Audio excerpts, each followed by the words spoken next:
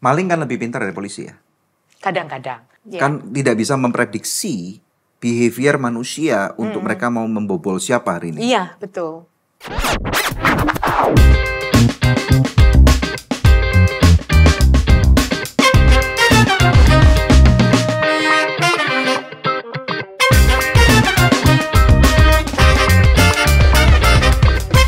Tidak bisa dipungkiri bahwa pada zaman sekarang teknologi artificial intelligence itu begitu mengagumkan.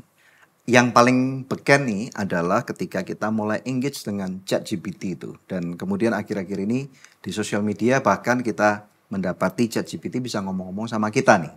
Dan kemudian yang kedua, suaranya Presiden Jokowi tiba-tiba nyanyi beberapa macam lagu, terutama lagu puji-pujian gitu ya. Dan kemudian yang ketiga, bagaimana penipuan-penipuan yang kemudian berbasis artificial intelligence, di mana ada anak-anak kecil atau orang tua yang kemudian berpikir bahwa itu adalah orang tua atau anaknya tuh.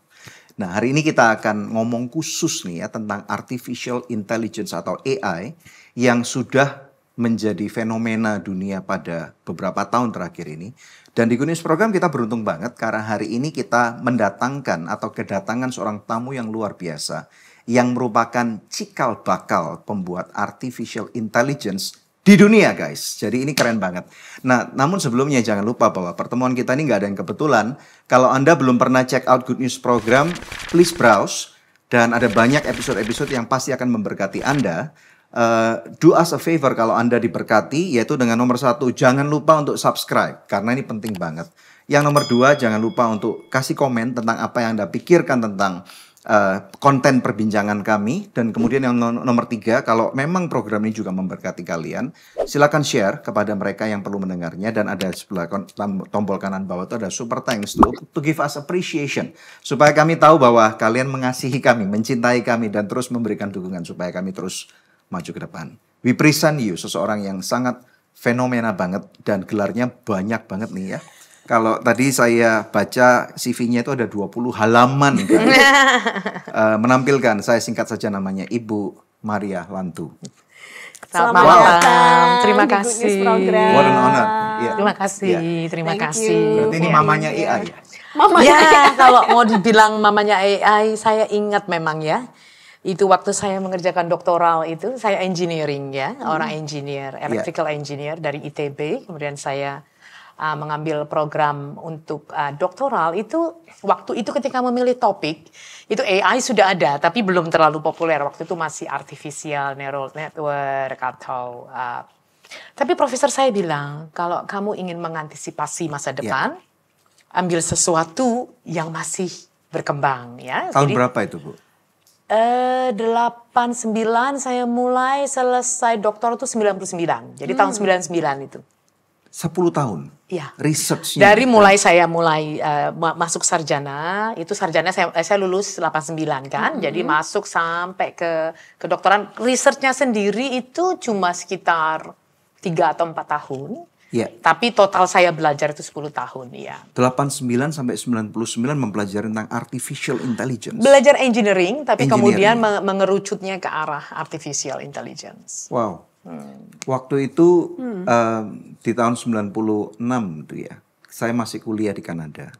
Dan mendengarkan nama AI itu kita nggak ngerti. What is artificial apa yang intelligence? dimaksud itu? Yang lebih populer waktu itu saya ingat adalah fuzzy logic. Ya. Makanya Jadi, ketika di salah satu di CV ibu ada tulisan fuzzy logic, nih gua ngerti nih kalau fuzzy logic. Ya. Tapi kalau waktu itu artificial intelligence kita nggak paham kata-kata itu. Itu masih very early ya. Waktu itu masih sangat awal berbicara kecerdasan buatan kan, artificial intelligence. Konsepnya masih sangat abstrak waktu itu. Yang ada adalah jaringan syaraf buatan, artificial neural network, dan berpikir secara lebih fleksibel, lebih prediktif ya, fuzzy logic. Waktu saya mengerjakan doktoral saya pikir kenapa nggak menggabungkan keduanya untuk memahami kecerdasan buatan. Kita melihat apa keistimewaan jaringan saraf dan apa yang bisa dilakukan oleh berpikiran dengan fuzzy logic. Jadi waktu saya melakukan tesis, kalau mau berbicara artificial intelligence sekarang, itu ada beberapa jenis kan. Ada prediktif, ada diagnostik, ada generatif. Tadi Bapak bahas ChatGPT, itu yang generatif AI. untuk saya, yang saya lihat di sini adalah diagnostik dan prediktif. Karena ini yang dalam pemahaman saya, strength-nya artificial intelligence, kalau kita kaitkan ke quote firman Tuhan untuk melakukan apa yang Tuhan katakan di Kejadian, kuasailah alam dengan segala isinya. Wow. Kita perlu tahu bagaimana memprediksi, prediktif artificial intelligence dan mendiagnosis. Wow. Diagnostik artificial It's a intelligence. big word. Keren ya. It's a big Sebelum word. Yeah. generatif. Nah, Yeah, zaman yeah. sekarang generatif yang dibesar-besarkan. Oh, oke. Tadi Bapak membahas mengenai ChatGPT, itu generative AI. Itu berbasis data, big data. Yang dilakukan apa? Menganalisis berdasarkan availability. There is a danger in there. Ya, itu yang saya ada yang bahaya di situ. Right. Nanti mungkin lebih dalam kita akan satu-satu bicarakan. bahas ya. With all due respect ya ke Ibu ya, just to make sure. Karena ketika saya menerima informasi tentang Ibu ini, terus terang saya agak ragu-ragu. Bener nggak sih ini? Ibu ini adalah mamanya AI gitu. Karena maksudnya, are you sure gitu? Maksudnya saya berusaha search dan saya nggak menemukan nama Ibu. To be honest with you, gitu ya. Dan saya mencoba untuk memverifikasi dan suami Ibu nih, Pak Lev ini yang dalam 2 minggu ini jadi sahabat baik sama saya. And saya harus bertanya secara halus kepada dia supaya tidak menyinggung, Iya. tetapi izinkan saya bertanya, benar nggak nih Ibu yang merupakan cikal bakal seluruh AI yang kita mengerti atau kita salah sangka? Enggak. Kalau dibilang saya yang menjadi mamanya AI seluruhnya tentu tidak. Tentu AI tidak. itu sudah mulai dari tahun 54, Pak. 54. 1954. Sudah terjadi. Tapi perkembangannya lambat sekali karena orang tidak mengerti kegunaannya untuk apa. Belum ngeh gitu ya? Iya. Kekuatannya apa, kegunaannya apa. Bahkan ketika saya mulai meneliti AI, yang saya lihat saat itu hanyalah untuk mendeteksi sensor di environment. Kita kan kalau taruh di environment itu kan kadang-kadang kita nggak bisa ada di situ. Ya. Kalau kita nggak ada di situ, kita kan harus memberdayakan sensor itu untuk melakukan apa yang kita mau. Oh ya, misalnya waktunya nyiram tanaman Iya, gitu. iya. Jadi kita hanya memberlakukan apa yang kita pikirkan dan dia alat ini yang melakukannya untuk kita. Right. Jadi saat itu saya belum berpikir seperti AI yang sekarang, Oke. gitu. Tapi cikal bakalnya, metodologinya, caranya itu yang kemudian orang menyadari, oh iya ya, itu yang dilakukan untuk AI. Saat itu kan orang hanya image processing, bagaimana melahirkan image, sensing, masih sangat terbatas. Saya yang mulai memadukan itu untuk menggunakan sesuatu secara kasat mata. Buktinya begini Pak, waktu saya presentasikan ide saya, orang juga untuk apa ya ini, gitu ya. Masih belum benar-benar nggak mudeng gitu ya orang bilangnya. Yang nangkep industri. Ah, Boeing, waktu itu saya kan presentasi di Amerika. ya. Ya, orang-orang kuliah gitu dengerin saya semua. Saya terpilih waktu itu paper saya best student paper untuk SPI. Jadi saya presentasikan, itu profesor-profesor semua sama reaksinya. What Untuk is it? apa ya? Gitu. Kenapa spesial ya itu Maria, kenapa ya? Gitu. Saya bilang, alat ini kamu bisa taruh di lingkungan, dia kerja sendiri. Kalau dia mulai mengalami erosi, dia akan diagnosis dirinya, dia akan kalibrasi. Jadi dia tetap bisa bekerja. Jadi tesis saya itu self-diagnosis and self-calibration. Not only diagnosing, but also calibrating. Pak. Nah ini AI-nya. Orang nggak nyangkep di situ waktu itu. Nah ketika saya presentasi itu, yang profesor-profesor tanggapannya kayak begitu. Boeing saya turun, dia namperin saya pegang kertas. Boeing perusahaan penerbangan ini. Manufacturer airplane ini. Wow, yang ada di shuttle itu. Saya presentasi di Newport Beach. Dia datang, dia kasih, saya mau tawarin kerjaan sama kamu. Oh, langsung Kita gitu. lagi cari untuk bikin, sekarang mereka praktekin yang kick off sensor untuk mencairkan salju di sayap pesawat. Betul. Itu kayak yang kamu kerjakan itu kita bisa pakai. Lah saya itu, mama saya itu, waktu itu saya baru menikah Bu. Mama saya bilang, saya kok enggak yakin kamu mau menikah ya. Waktu saya bilang, Ma saya ada yang naksir ini, kan saya janji sama Mami. Kalau ada yang naksir bilang Mami biar dilihat. Mami gini, kalau kamu mau menikah, Mami cuma minta satu ya. Kamu itu kan orangnya pinter toh, pinter ngambil keputusan. nanti kalau sudah menikah jangan ngambil keputusan sendiri ya. Mami minta ini Nduk ya.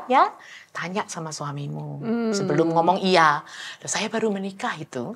Saya menang itu student paper sama sekolahan dikasih kayak hadiah wedding gitu. Ya. Saya dikirim sama suami saya. Jadi suami saya kan ikut. Pas ditawarin itu, saya sudah mau bilang iya Pak. Yes. Boeing lah. Boeing ya. Kesempatan besar. Ada ceritanya. Waktu saya dapat lulus ITB, saya dapat beasiswa dari Rutgers. Papa saya bilang, Nduk, kalau kamu pergi Rutgers, percaya mbak aku ya. Nggak pulang kamu sampai liburan aku. Nggak pulang. Nggak saya ambil Bu. Oh, Beasiswa itu berarti ya? 10 tahun. Wow. Supaya saya jadi PhD, dibayar $2.000 per bulan. Nggak saya ambil karena papa saya bilang gitu. Sedih kan? Nah ini dapat kedua, yes, akhirnya. Tapi ingat mama saya bilang harus gitu, tanya suami. saya bilang sama dia, I'm so happy with this opportunity, but dia ngeliat saya kok ada but-nya. Can I ask my husband first? Dia ketawa kayak wah gitu. Saya bilang kenapa Really? dia ketawa? Dia ketawa benar? Iya. I never heard a respond like this in the world, dia bilang. Nggak ada orang yang tanya suaminya dulu kalau ditawarin kerjaan. Kalau ditawarin Boeing. Wow. Boeing, man. Aku pikir mau nyalain mamiku ya, nggak enak gitu kan, tapi ya apa gitu toh. Aku lari ke kamarku, suamiku baru selesai saat teduh pagi. Aku gitu, aku senang sekali aku ditawarin kerjaan. Dia bilang sebentar tuh doa dulu ada apa gitu kan. Aku cerita terus dia gini, ya sudah, itu bagus sekali kita bawa dalam doa dulu ya. Wow. Dibawa dalam doa terus orang nunggu di bawah suami, gimana tanya kan? Tuhan. Wow. Benar, saya nggak bohong itu. Dia bilang, oke aku gini, Pak, ini aku lagi break. Ya boleh kamu terusin doa. Nanti makan siang, aku bilang sama dia keputusannya waktu makan siang ya Pak ya. Gitu Jangan kan, lama-lama jangan Tuhan lama-lama. jawabnya. Terus kata dia, iya nanti makan siang kamu datang lagi. Bapak tahu yang dia lakukan apa? Dia telepon bapak mertuanya. Jadi kan, sudah bapak mertuanya bilang apa? Ya pasti aja orang Boeing mau, dia tuh pintar sekali kok. Tapi Kak kasih tahu ya sama kamu ya, aku tuh pengen punya cucu. Waduh. Kalau itu kerja di Boeing, nggak ada itu cucu, percaya sama aku deh, katanya gitu. Waduh, ini papanya bisa melihat masa depan. Nggak jadi Pak. Ditolak tawaran Boeing. Saya tolak ya, habis gimana? Mama saya bilang nggak boleh ngambil keputusan sendiri. Lah saya itu kan bisa kualat Bu. Kalau Wow. saya, aduh. Berapa kontrak bayarannya yang expected salary-nya dari Boeing berapa waktu itu? At that time, at least 100,000 A year, a month, what? a year. At that time, it was 1999. It's a 1999. lot of money. Banyak ya. A lot of money. Iya. But let me tell you ya, sorry. Saya kalau percaya Tuhan, saya melihat orang tua saya itu seperti perpanjangan tangan Tuhan. Iya. Saya tidak pernah kehilangan untuk kesempatan. Selalu ada sesudah itu. Makanya saya bilang, kalau saya kadang-kadang juga nggak percaya dengan apa yang saya lakukan. Tapi orang industri bisa percaya. Wow. Jadi makanya Wow. waktu tadi Bapak tanya kan, apa Bapak percaya? Saya sendiri nggak percaya. Orang industri yang bilang sama saya, that's what we want.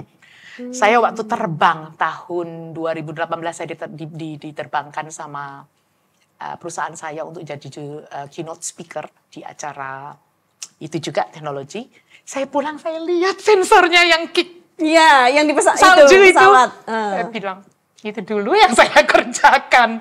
Tapi akhirnya teknologi Ibu dipakai. Iya, dipakai. Mereka Tapi bayar dong, mereka punya intellectual property saya itu milik University of South Australia. Jadi Is it patented? yes, it's patented di Mereka sana. bayar? They don't pay me because yang membayar saya waktu itu kan perusahaan saya. Jadi waktu mereka mengirimkan saya untuk belajar, Pak, itu saya dibayar. Saya tidak bayar I see. sepeser pun. Iya, uang Berarti- sekolah saya, uang saya dapat gaji sudah. Oh, I see. berarti hasil penelitiannya adalah milik mereka. Wow. Sehingga waktu patented itu hak Bukan punya saya, properti cuma atas mereka. nama saya, iya. Oh, tapi royalti bayar ke mereka berarti Ibu Iya, dapat bukan ke gitu. saya. Oh. Berarti setiap kali kalau kita naik pesawat di Eropa atau di Amerika Serikat, kalau pas winter dan pesawat itu tidak jatuh, itu salah satunya karena Ibu. Ya karena alatnya, Pak, bukan karena Iya dong, saya. tapi Tapi Ibu kan yang menemukan. temuannya. Kan? Iya, No, karena jadi- kalau di Indonesia ini nggak mudeng orang Bu. Iya, Tapi iya. kalau kita pernah ada di Iya. Amerika atau di Eropa, it makes Iya. sense. Konsepnya Kalau nggak kita begitu. mati. Iya, jadi alat ini dia mendeteksi ketika sudah mencapai ketebalan tertentu dia akan Iya. kick off untuk dicairin.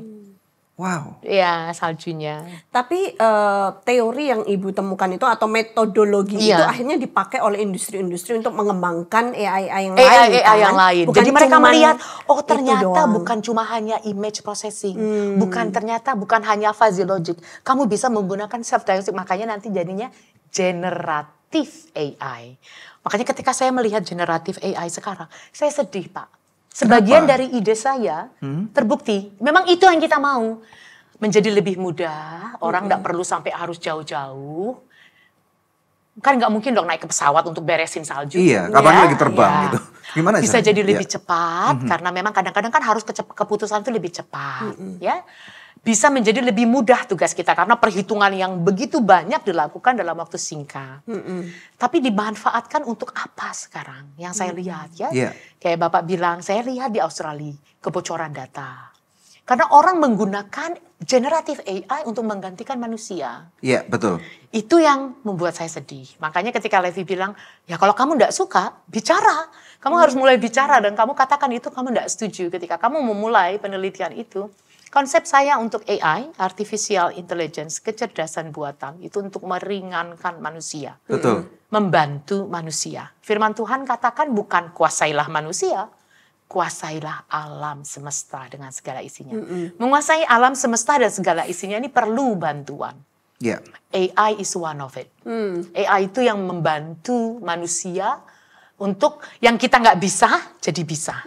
Gitu. Tapi Ibu Maria tidak setuju kalau AI itu digunakan untuk menggantikan fungsi manusia. Nah, kalau Ya. kita bicara lebih dalam, untuk generative AI itu ada step yang namanya decision making.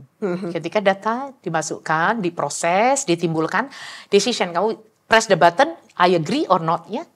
Itu namanya human intervention, human in the loop. Ya. Manusia di dalam proses. Ya. Nah, itu yang sering dipikirkan bisa digantikan. Tidak bisa.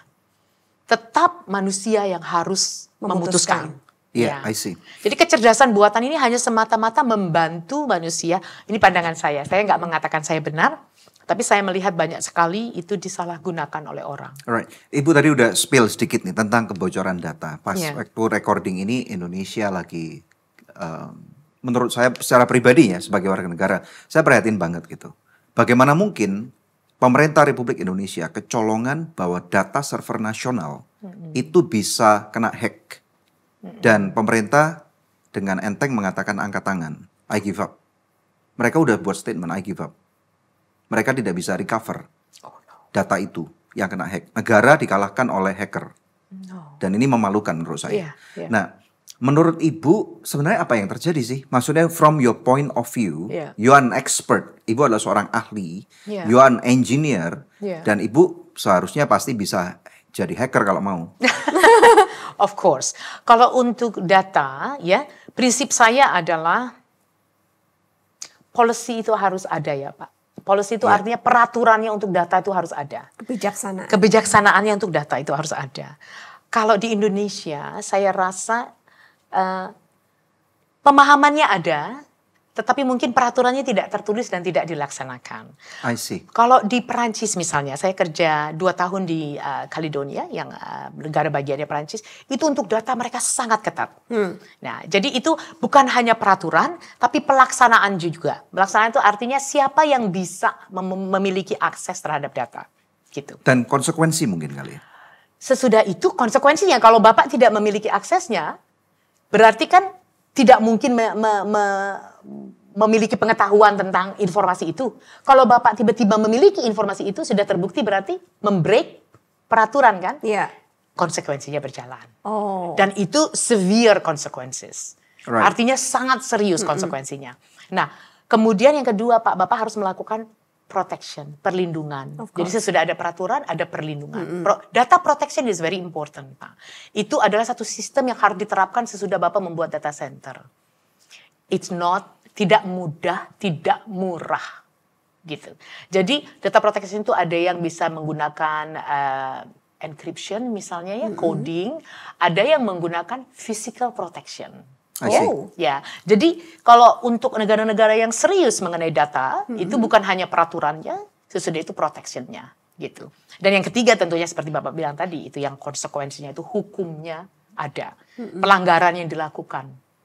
Kalau I see. kalau nggak ada ini semua, maka orang bebas gitu mendapatkan akses Iya. data kita Iya. tanpa ada konsekuensi apa Iya. kalau kamu melakukan Sepertinya hal itu. sih saya nggak melihat akan ada konsekuensi apa-apa. Iya, Ya, itu itu karena dia. hukumnya belum Karena dibuat hukumnya kali. tidak ada. Tapi itu sebenarnya yang terakhir, Pak. Orang kalau sudah bilang, oh saya nggak bisa bertanggung jawab, mereka sebenarnya kalau saya bilang tidak memahami kepentingannya ketika menaruh data pertama kali, peraturannya bagaimana? Kan harus ada kesepakatan. Iya. Iya. Perlindungannya gimana? Iya. Itu lapisan kedua. Dan yang terakhir, hukumnya gimana? Kalau ini nanti dilanggar, Alright. Nah gimana? kalau ini udah tiga-tiganya bobol, bagaimana Bu?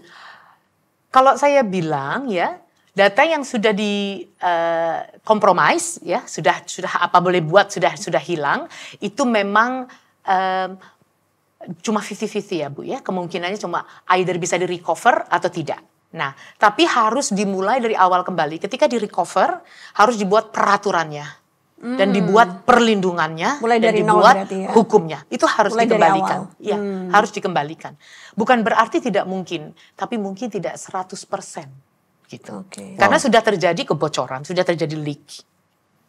Ya. Iya, iya. Berarti berapa puluh juta pengguna paspor Indonesia datanya ini udah hilang dong? Udah hilang, Pak. Iya. Iya, memang itu sangat. Waktu di Australia pernah terjadi data yang sama untuk telepon, ya. Iya. Waktu itu mungkin pernah dengar, Opus. Pernah dengar ya. Itu $1 million Kerugiannya. konsekuensinya. Oh. Karena hukumnya sudah ada.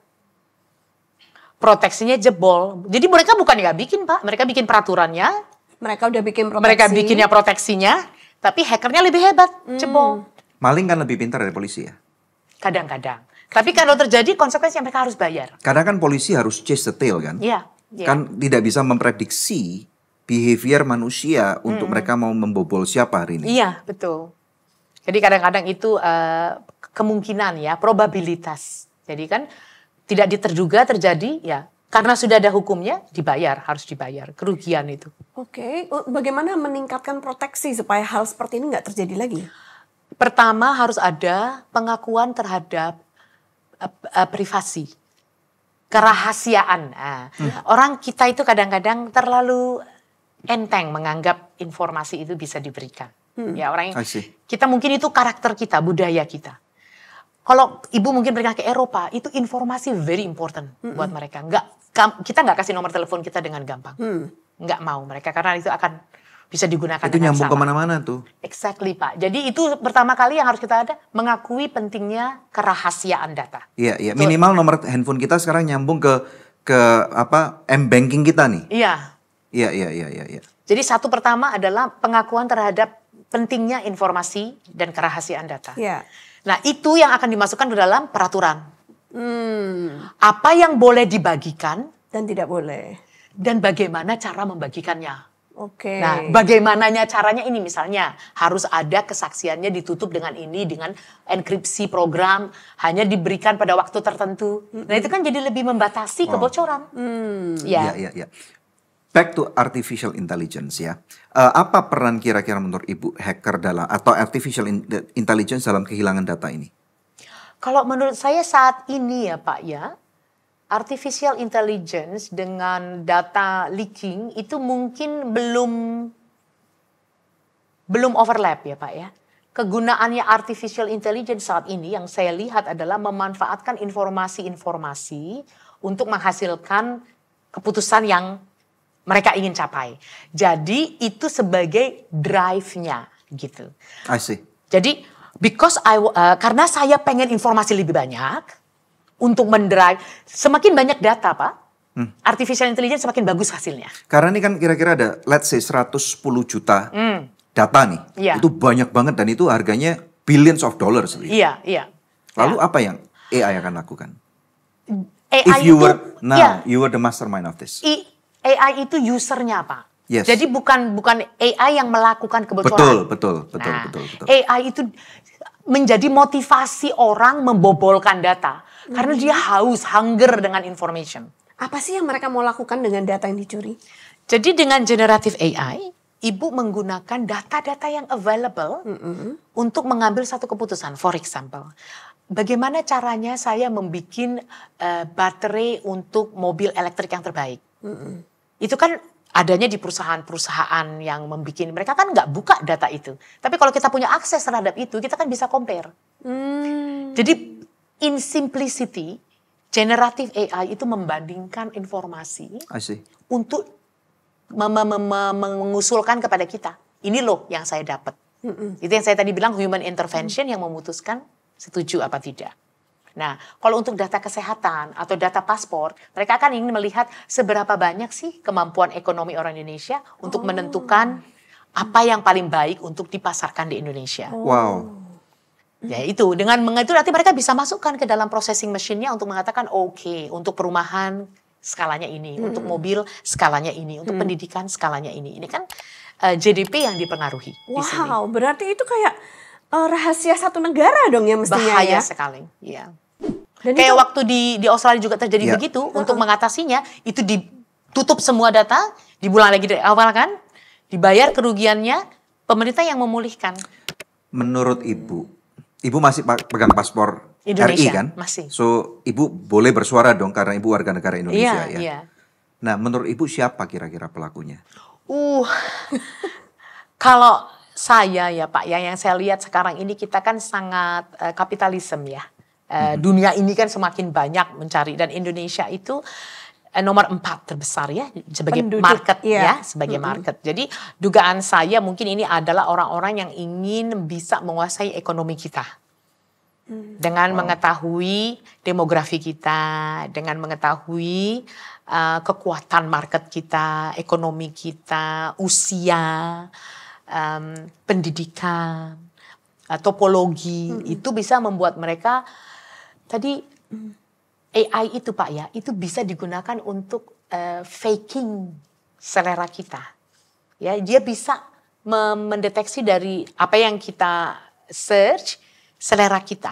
Setelah itu nanti dia akan membuat tawaran-tawaran yang seolah-olah how come you know, gimana caranya kok kamu tahu. Betul. Benar. Nah itu AI itu menggunakan itu, karena dia menggunakan banyak informasi yang mirip gitu ya, kalau orang Indonesia bilang karena mirip pasti ini gitu. Jadi dia ada berdasarkan ratingnya begitu, berapa paling tepat. Jadi kalau ada informasi lebih banyak, dia bisa lebih taktis dalam menawarkan. Dan kita nggak sadar, ini kayaknya bener banget. Gitu. Kita ke bawah arus nih ya? Iya, kita tanpa sadar sudah berada di bawah pengaruh marketing mereka atau propaganda mereka. Kesehatan itu bahaya sekali kan, waktu yang bocornya informasi kesehatan kita, usia kita, kekhawatiran kita. Bicara kepada iman, dan firman Tuhan berkata, apa yang kamu takuti, apa yang kamu khawatirkan, itu yang terjadi padamu. Yeah. Artificial intelligence mempengaruhi itu. Dia mengerti. Berarti saya coba sederhanakan narasi ini ya. Sebelum saya bertemu dengan Ibu, berarti kalau saya jualan sesuatu nih ya, saya udah tahu nih selera Ibu apa. Anak saya berapa? Iya, Ibu berapa? Golongan darahnya apa? Saya apa? Iya. Suka makannya apa? Makan ayam itu suka dada atau paha? Betul nggak? Iya. Kulitnya suka nggak? Iya. Minyak Bajunya gorengnya apa? kayak warnanya apa? Parfumnya yang suka apa? Sepatunya apa? Seleranya dia tahu sampai detail-detail. Warna mobilnya apa? Terus kira-kira suaminya kira-kira suka behaviornya, belanjanya apa aja? Kalau nge-browse sukanya di mana? Sehingga kalau saya ngomong sama Ibu, udah 99% Ibu pasti akan keluar duit. Iya, karena sudah tahu. Kok cocok ya? Tahu benar yang saya perlu. Gitu. Itu jadi kepentingan data yang diambil itu untuk mempelajari behavior. Dan itu langsung tinggal istilahnya send data kepada marketernya, ngomongnya, halo Ibu apa kabar? Dengan narasi yang disesuaikan dengan preference dan taste-nya Ibu. Kalau pernah di internet, yes, kerja terus tiba-tiba tuh muncul iklan, loh kok dia tahu ya aku lagi cari mobil baru. Kok dia tahu? Padahal saya nggak nge-browse mobil. Betul nggak nih? Tinggal kita ngomong aja, handphone kita lagi denger nih. Iya. Kenapa nggak sih? Oh iya. Ya. Kalau hati-hati Meta AI. Berarti karena kita barusan ngomong apa gitu waktu itu ya, tiba-tiba mereka bisa nawarin gitu. Jadi kok buat aneh saya, banget, gitu. saya orang teknologi, saya nggak punya sosial media. Serius? Dari awal I don't trust them. Any minute. Anak-anak muda saya tidak punya Tidak punya Instagram, tidak punya Facebook, I don't believe any of it. Tapi banyak anak muda jadi kaya raya karena social media. Of course. And everybody loves Nggak it. ada salahnya, Pak. Saya nggak mengatakan itu salah. Tapi saya mengetahui bagaimana kekuatan AI. Ya, saya make myself above it. Iya. Well, Ibu salah One satu of a orang yang kind. fortunate. Ibu menguasai. Tapi orang-orang yang harus terbawa arus untuk hidup dengan cara itu bagaimana? Saran saya, ingat bahwa kita itu diciptakan seperti image Allah. Amin. Jadi gunakan Yes. itu sebagai alat. How? Yeah. Make it works for you. How? Oh bisa. Jadi misalnya kalau kita sedang browse ya. Ini ya, keinginan mata, keinginan daging, keinginan hati, itu harus waspada. Jadi pada saat kita ini ada, wah kepengen, kayaknya bisa ini. Itu yang Pak, itu benar-benar. Saya kalau ngomong begini, sepertinya mudah ya Pak ya. Tapi enggak mudah. Seperti tadi Ibu tanya, kok Pak Levi, saya juga pada saat saya berumah tangga itu saya mendengarkan, saya katakan tadi, orang tua itu adalah perpanjangan tangan Tuhan. Iya. Enggak mudah loh Pak. Iya. Bilang enggak sama Boeing, pernah saya mimpi mau kerja di Amerika, itu air mata kadang-kadang juga malam-malam masih mikir. Kalau dulu saya terima, memang perlu di dalam hati itu kemauan sungguh. Saya enggak mudah loh enggak punya sosial media, saya orang teknologi. Orang tanya, how come you don't have it? Kenapa kamu enggak punya? Saya bilang, kamu perlu apa sama saya? Saya perlu kontak ya. Kirim aja lewat ini. Tadi WhatsApp saya bermasalah karena saya lagi ngecek Meta AI, dia bermasalah. Saya bilang, see, it just doesn't work. Karena saya mengerti Pak, pada saat itu berkembang, mereka melihat respon kita terhadap itu. They are learning. Mereka mempelajari kita ya. Ngulik kita gitu. Itu yang saya enggak mau. Makanya saya bilang, silahkan kalau mau melakukan terhadap yang lain-lain, tapi saya masih tetap above it. Human feel saya, human in the loop saya masih mengatakan nope. Apakah ini dosa? Oh tidak, enggak. Itu tidak dosa. Karena kita penggiat media sosial. bagaimana ini? Iya, enggak, sama sekali tidak Tapi dosa. kita membuat konten-konten yang positif untuk memenangkan orang-orang Justru melalui media sosial. saya kenapa tertarik ini karena Levi bilang ini adalah orang-orang yang seperti kamu mau.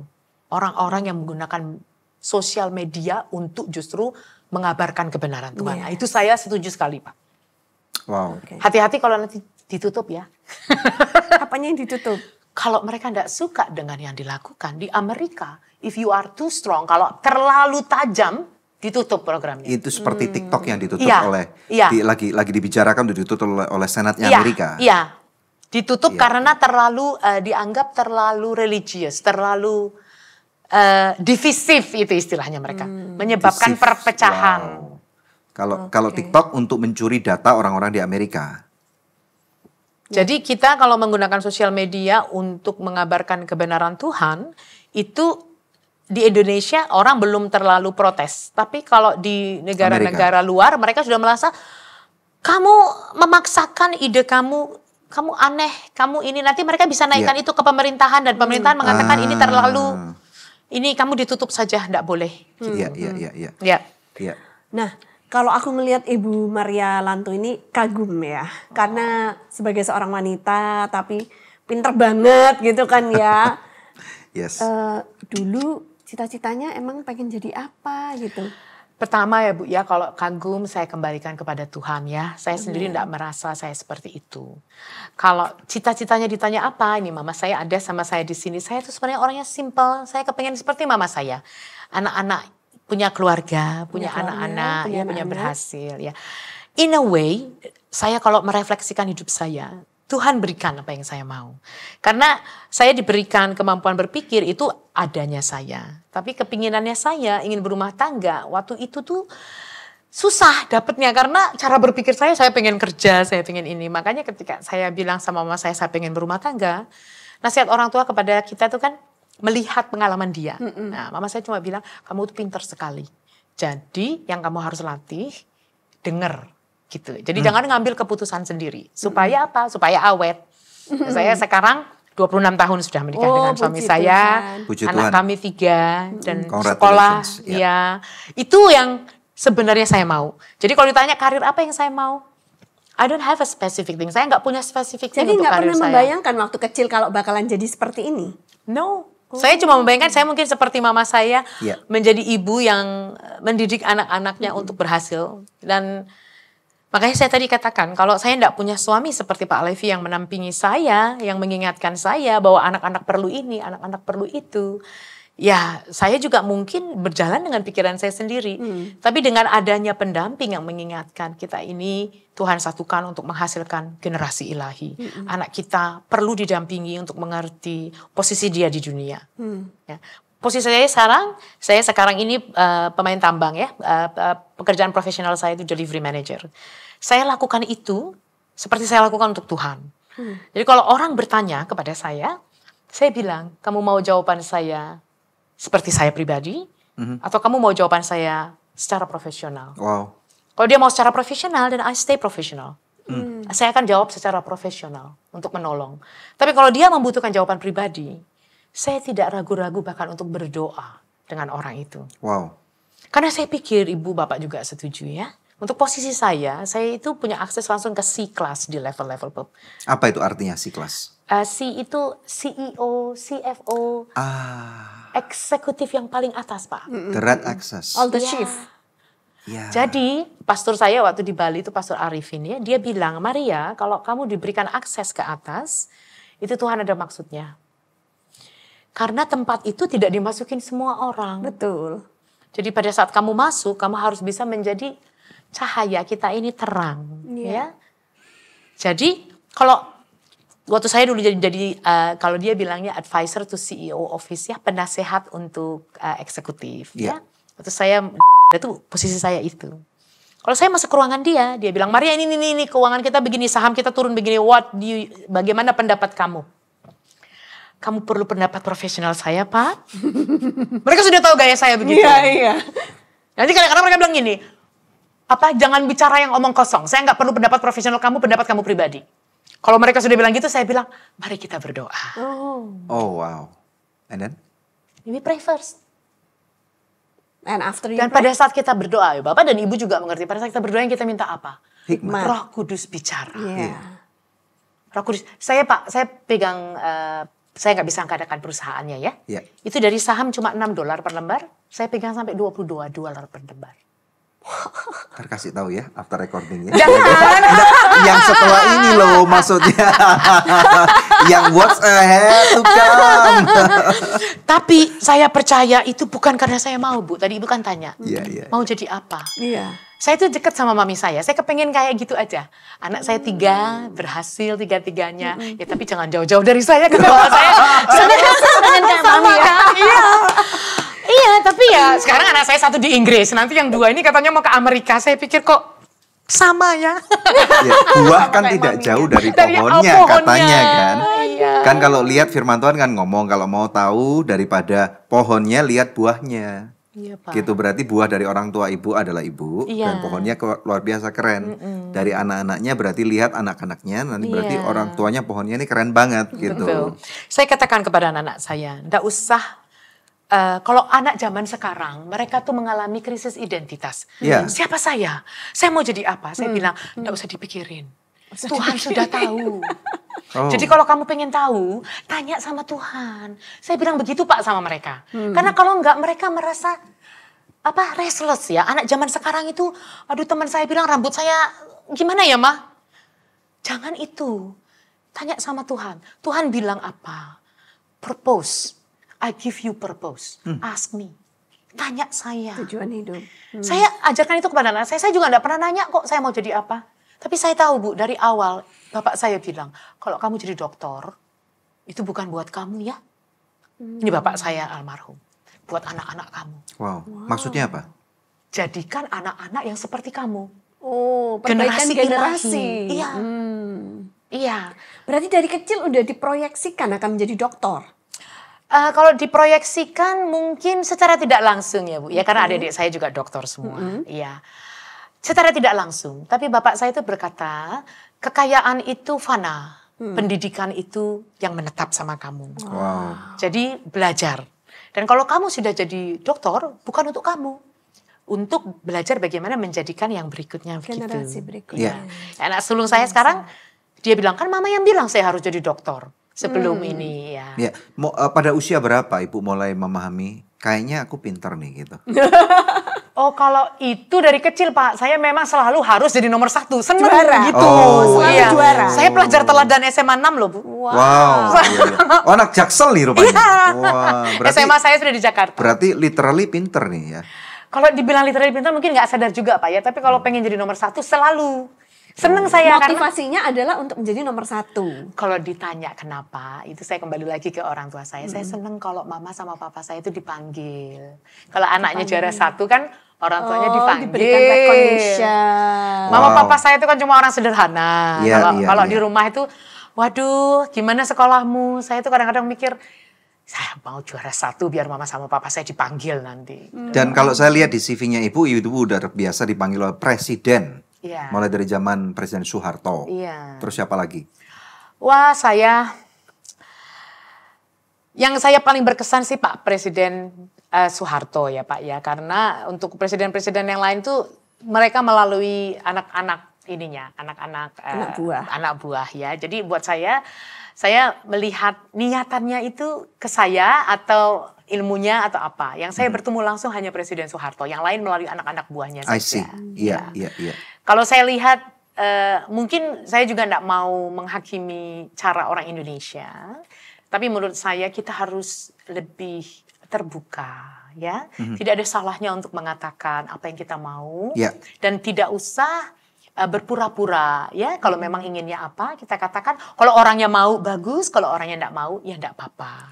Ya, saya kadang-kadang tuh mengalami waktu saya bertemu dengan petinggi begitu, kadang-kadang saya melihat sebenarnya malunya orang ini lain dengan apa yang dikatakan itu. Maksudnya pembesar Indonesia terlalu banyak berdiplomasi yang nggak jelas gitu? Mungkin saya yang juga yang nggak mengerti diplomasinya gitu Pak ya. Tapi menurut saya, kalau saya bandingkan dengan petinggi-petinggi di luar negeri, Ya. they are Straight to the point. Straightforward, ya. dan dia tidak mengharapkan itu harus berbeda. Kalau saya minister, tidak berarti kamu harus menghargai saya berbeda. Mereka tahu, gini Pak, orang menghargai kita bukan menghargai jabatan kita. Ya. Ya, Sebagai itu di luar negeri. personanya ya. Ya. As a person, Iya. manusianya. Iya. Saya important bukan karena jabatan saya. Ya. Di sini orang Indonesia tuh masih bergabung. Penting sekali status. Betul. Ya. Padahal kita tahu di firman Tuhan ya itu tahta, ya, status itu kan tahta. Betul. Itu kalau boleh saya katakan, kita tuh harus bisa detach diri kita dengan status. Memisahkan diri dari Iya, status. iya, memisahkan. Kita tidak penting status kita siapa. Yang Wow. penting diri kita. Kita tahu Iya. siapa kita. Dengan begitu kita bisa menghadapi presidenkah, menterikah atau apa. Kita tahu siapa kita. Ya. Kalau saya ngomong begini bukan karena saya ya Bu ya, tapi kalau boleh saya bagikan karena saya tahu saya anak Tuhan. Ya. Buat saya itu yang penting. Alright. Wow. Posisi saya apapun ya. Ya. Ibu Maria kalau lagi ketemu sama petinggi-petinggi negara, baik dari Indonesia ataupun negara-negara lain, itu apa sih yang mereka mau tanyakan kepada Ibu? Biasanya mereka menginginkan data, ya, pendapat saya mengenai Really? data, ya. Kemudian mereka menginginkan pandangan mereka untuk financial, ya, apa yang istilahnya. Kalau saya kan latar belakangnya teknologi dan banyak aplikasi ke pertambangan ya, pertambangan dan oil and gas. Itu kan ada siklusnya. Kita mengetahui commodity pricing, ya, supply chain-nya. Itu kan semuanya kan berbicara impaknya keuangan terhadap supply chain negara. Itu kita hanya bisa mengatakan prediksi. AI itu kan saya bilang tadi ada prediktif, diagnosis, generatif. Mereka umumnya mau prediktif. Kalau sudah jadi problem, yang mereka mau saya diagnosis. Kayak kalau Pak Levi suka bercanda, kamu tuh problem manager, Mam. Mereka akan kasih tahu kita punya problem ini, Yeah. berapa lama kamu bisa beresin, Wow. kasih tanggapan, gitu. Itu kita pakai diagnosis. Oke. Bagaimana Ibu akan mendiagnosa suatu masalah? Saya nggak selamanya bisa, Pak. Saya kalau melihat masalah, kalau dipanggil misalnya, saya akan katakan, saya lihat dulu, saya pelajari. Pada saat mempelajari begitu, saya nggak masalah mengenai biayanya dan waktunya. Tapi saya akan kasih tahu, apakah saya bisa apa tidak. Right. Case tadi. Iya.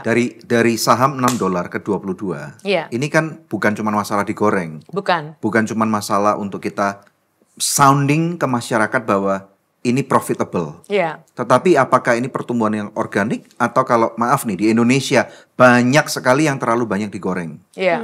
Dan kemudian setelah banyak yang ownernya rame-rame jual dan dibangkrutin gitu sampai jadi saham gocap. Iya, iya. Nah, so bagaimana kalau dari ini dulu deh? Ya, jadi kalau pada saat perusahaan seperti itu mengatakan kepada saya akan tanya motivasinya menaikkan harga untuk apa? Untung. Ya, kadang-kadang bukan untuk untung saja Pak, seperti Bapak bilang tadi, ada maksud di balik-baliknya itu kan, ingin mengalahkan kompetitor atau mengalahkan shareholder tertentu gitu.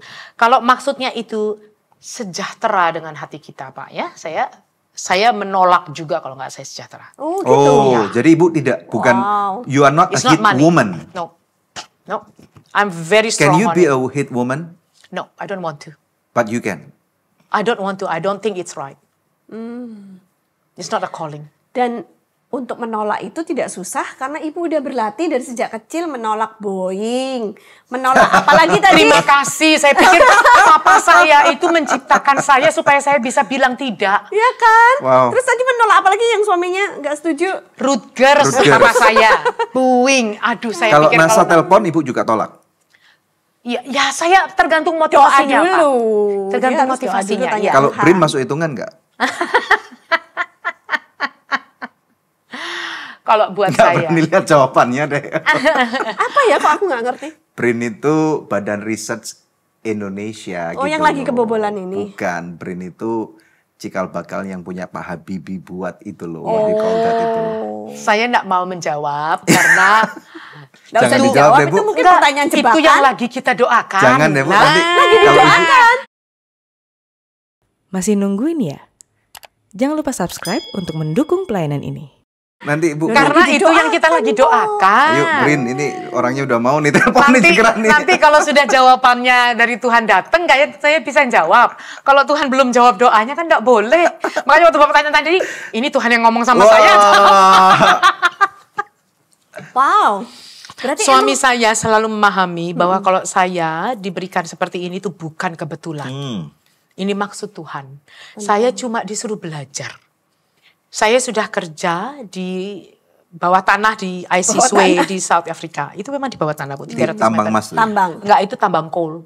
Tambang coal. Ya, saya sudah kerja di tambang nikel di Kaledonia. Saya kerja di tambang emas di Rusia.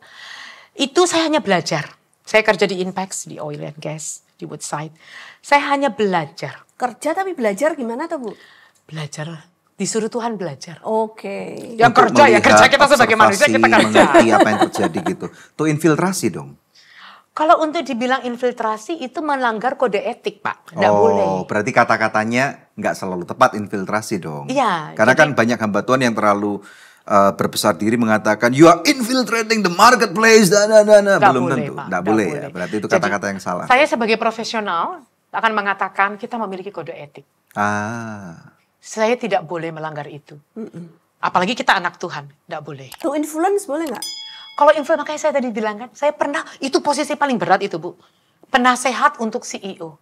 Tapi dia sudah tahu gaya saya, jadi saya kalau bilang, kadang-kadang dia bilang, Oke. nggak usah Right, ngomongin. Ibu belum menjawab tadi pertanyaan saya. Iya. Bagaimana menganalisa $6 ke 22 ini? How did you Iya. untuk bisa memanage ini sampai naik gitu? Jadi Menganalisanya waktu itu bagaimana? saya menganalisa motivasinya baik. Mereka Oke. ingin melakukan ekspansi, mereka ingin pindah dari tier bawah, middle tier menjadi top tier. Good ambition, nothing wrong about it. Right. Buat lebih kaya kan? Oke, saya bilang kasih sama saya 3 tahun laporan auditable financial terakhir. Oke. Untuk melihat di mana kelemahannya, supply chain. Jadi saya katakan Right. kepada Bapak. Saya lihat supply chain-nya kelemahannya di maintenance. Maintenance, Ya, oke. saya katakan maintenance kamu bilang 97% efektif, saya bilang ini banyak rugi-ruginya yang disembunyikan. Boleh saya turun ke lapangan untuk lihat? So, 6 bulan pertama maintenance. Ketika saya kerja di maintenance, itu akan membuka hal lain yang menimbulkan maintenance tidak bagus.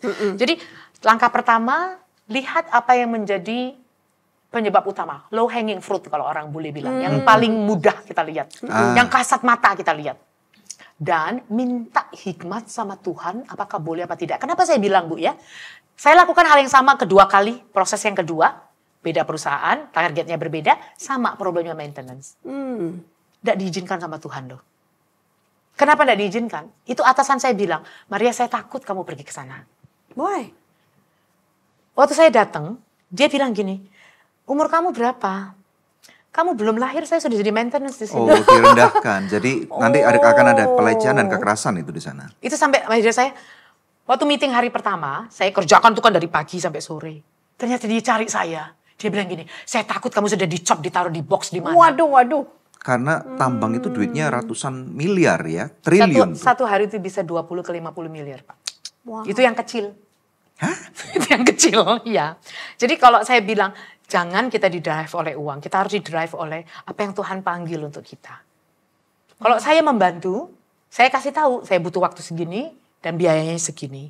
Saya butuh orangnya segini. Nah, di Indonesia, Pak, kalau saya ngomong gitu, seolah-olah kok hebat sekali ya. Gitu. Kalau di luar negeri kadang-kadang mereka sudah kepepet gitu. Jadi mereka tahu, oh Maria pernah beresin ini, mereka panggil. Biasanya itu dari mulut Based ke mulut. on track record Iya. yang ibu pernah lakukan. Iya, terus mereka panggil Iya, gitu. iya.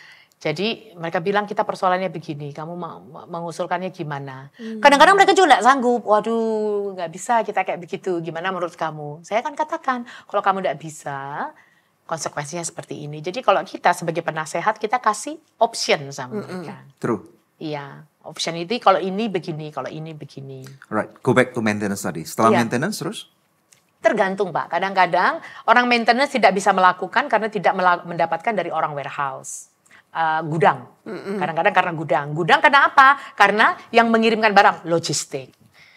Orang logistik karena apa? Karena ternyata yang buyer, pembelinya, yang duduk di kantor pusat ini tidak melakukan tugasnya. Karena apa? Karena dia milih-milih, dia mau dapat dari mana, yang kasih siapa. Oh. Jadi diusut Itu semua besar, gitu. Bu. Dan ini terjadi bahkan di luar negeri ya, bukan cuma di Indonesia nih kayak gini. Pak, kalau di luar negeri ngeri lagi. Saya sendiri juga, jangan lewat itu Maria, kamu nanti ini saya atur sendiri, nggak usah pakai ini. Itu, jadi mulut mereka first class, ini, enggak, kita terbangin pesawat sendiri aja. Wow. Jadi kita harus benar-benar bisa, kalau kita berbicara melakukan pekerjaan, kita harus yakin bahwa itu memang yang Tuhan mau kita lakukan. Jadi kita enggak bisa ditawar. Ya, itu yang paling sulit loh Pak. Kalau ada orang bilang, masa sih setiap orang ada harganya kok? Saya setuju. What is your price? You cannot buy me because my father is so rich. Saya katakan itu kepada mereka. Pernah? Saya selalu katakan itu. Karena orang bertanya seperti itu, seperti yang Bapak tanya itu sering. Dikasih blank check itu? Ya, saya bilang, I'm sorry, my father is very rich. Kalau mereka tahu, but I thought your father has deceased. You don't know my father. My father. Really? Mereka nggak ngerti juga nggak nangkep. Bapak saya, kalau saya mau tambah, di surga. Itu kaya raya. Buat apa saya yang nanya sama kamu? Saya katakan Pak ya, kadang-kadang saya juga tergoda gitu ya. Apa yang bisa saya lakukan kalau saya dikasih blank check? Seperti Bapak bilang tadi gitu. Tapi hati nurani kita tidak bisa beli. Kalau kita sudah serahkan hati nurani kita, yang di dalam hati kita itu kan, kamu gak bener loh ngomong gitu, kamu gimana sih kamu? Itu gak bisa kita bayar. Benar. Dengan bagaimanapun itu kita gak bisa tidur, kita gak bisa makan, kita gak bisa. Sebenarnya kita gak hidup. Pernah ada kasus kayak gitu? Enggak, saya enggak mau. Saya sama Jadi sekali. ibu menghindari sebelum sampai ke sana? Iya, karena saya tahu. Okay. Itu salah satu nasihat bapak saya. Kamu akan jadi orang hebat, Dok. Jadi kita harus memprediksi behavior daripada orang-orang yang berhubungan dengan kita nih. Jadi itu langkah pertama saya. Selalu ketika saya dikasih kontrak pekerjaan untuk negosiasi, itu saya tanya. Saya bilang, mohon maaf saya tanya, motivasinya apa? Gitu. Dan bukan sekali dua, saya akan tolak kalau nggak cocok. I see. Oh, langsung di depan ngomong Langsung, gitu dulu. saya bilang dari awal. Supaya dia gak sakit hati ya. Betul, ya. Saya Karena ada katakan, orang yang, gue pengen tahu nih sampai kemana sih arahnya gitu nanti udah jauh banget nariknya susah nih ya. Iya, Dan lebih gak baik aturan dari tuh, gak awal. etis tuh Iya, ya. dari awal kita katakan gitu. Makanya dengan orang Indonesia kadang-kadang saya katakan, mohon maaf kalau saya tidak seperti orang Indonesia. Tapi kalau saya ditawarkan, saya belum tentu nanti gitu. Kalau kita memang jangan ada hati yang tidak enak. Right. Wow. Kalau baca di CV-nya Bu Maria juga ada Six Sigma, Ya, saya Black Black Belt. Ini Ya. apa kayak Jadi taekwondo Black Belt? salah satu dari persyaratan untuk bisa melakukan kredensial ya, kalau orang bule bilang, kalau orang Indonesia bilang persyaratan ya, syarat teknis gitu. Itu harus Lean Six Sigma. Lean itu disiplin, Six Sigma itu ketelitiannya. Jadi efisien dan efektif. Efektif itu jadi kalau kita manah, kena sasaran, itu Six Sigma. Nggak meleset. Kalau Lean itu efisien, jadi kita lakukan dengan biaya serendah mungkin, optimal dia. Nah, itu mulai dari green belt, yellow belt, black belt. Saya black belt. Ya. Wow. Ya. Iya. Itu makanya kok bisa sampai ke luar negeri jarang. Kalau untuk pekerjaan itu mereka harus nyari yang Lean Six Sigma black belt. Mereka kan bisa search. Makanya saya kadang-kadang dipanggil karena kredensial saya memenuhi. Jarang ada orang yang bisa mencapai memiliki black belt. Itu yang sampai kalau produksi 1 juta unit, waste-nya cuman 3%. Iya.